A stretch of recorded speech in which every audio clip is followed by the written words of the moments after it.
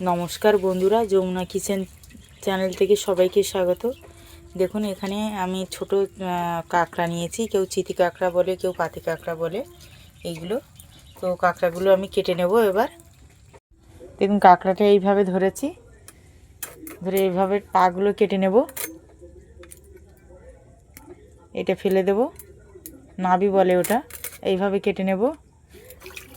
এখানে দেখুন এই যে থালার মধ্যে জল নিয়েছি, আমি বেশ কিছুটা জল নিয়েছি। এবার এইভাবে ছাড়াবো, ধরে এই সাইডে এরকম সাদা সাদাগুলো থাকে এইগুলো ফেলে দেব। এইগুলো ঘি, তো এখানে নিয়ে নেব ঘিগুলো। এইভাবে সব কাঁকড়াগুলো ছাড়িয়ে নেব। এই যে দেখুন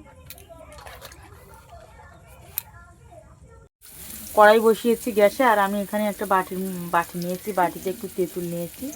দেখুন এইটুকুনি পরিমাণ। এবার আমি জল দিয়ে দেব।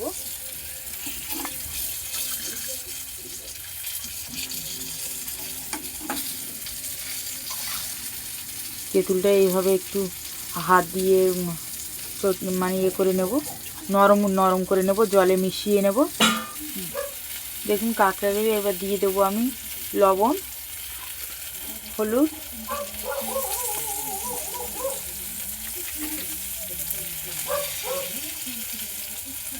কাঁকড়াটা একটু মাখিয়ে রাখলাম। এবার কড়াইতে তেল দিয়ে দেবো।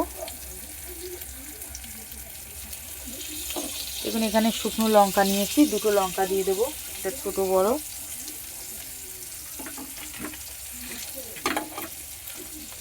সর্ষে নিয়েছি আমি, কালো সর্ষে, তো আপনারা চাইলে সাদা কালো মিশিয়েও দিতে পারেন। এবার গ্যাসটা একটু বাড়িয়ে দেবো।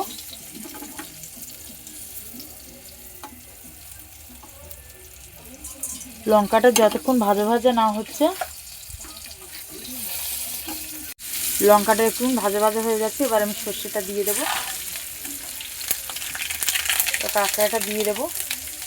কাঁকড়াটা দেওয়ার আগে আমি একটু আদা বাটা দিয়ে দিলাম। এবার কাঁকড়াটা ঢেলে দিয়ে দেবো।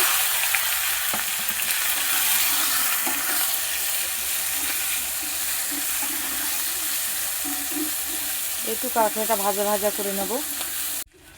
দেখুন এই কাঁকড়াগুলো একটু ভাজা ভাজা হয়ে গেছে, মানে একটু কষিয়ে নিয়েছি। এবার এই তেঁতুলের জলটা দিয়ে দেবো। তেঁতুলটা একটু জলে ভালো করে মিশিয়ে নিলাম, নিংড়ে নিলাম। দেখুন তেঁতুলের রসগুলো সব বেরিয়ে গেছে। এবার জলটা দিয়ে দেবো।